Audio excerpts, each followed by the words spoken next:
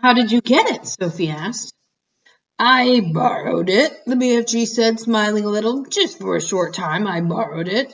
How long have you had it? Sophie asked. Perhaps only about 80 years, the BFG said. Soon I shall be putting it back. And that's how you taught yourself to write? Sophie asked him. I is reading it hundreds of times, the BFG said, and I is still reading it and teaching new words to myself and how to write them. It is the most scrumdiddlyumptious story. Sophie took the book out of his hand. Nicholas Nickleby, she read aloud. By Doll's Chickens, the BFG said. By who? Sophie said. Just then there came a tremendous noise of galloping feet from outside the cave. What's that? Sophie cried. That is all the giants zip-fizzing off to another country to guzzle human beings, the BFG said. He quickly popped Sophie into his waist pocket, then hurried to the cave entrance and rolled back the stone. Sophie, peeping out of her spy hole, saw all 9 of the fearsome giants coming past at full gallop. Where is you off to tonight? Shouted the BFG. We is all of us flush bunking off to England tonight, answered the flesh lump eater as they were galloping past. England is a lunctious land, and we is fancying a few nice little English chidlers.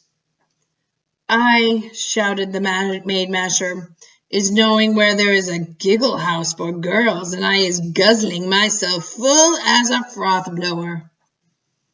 And I knows where there is a boggle box for boys, shouted the gizzard gulper. All I has to do is reach in and grab myself a handful. English boys is tasting extra swishy. In a few seconds, the 9 galloping giants were out of sight.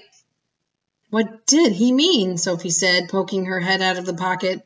What is a giggle house for girls? He is meaning a girls' school, the BFG said. He will be eating them by the bundle.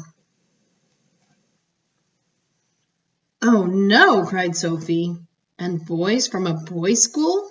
And boys from a boys' school, said the BFG.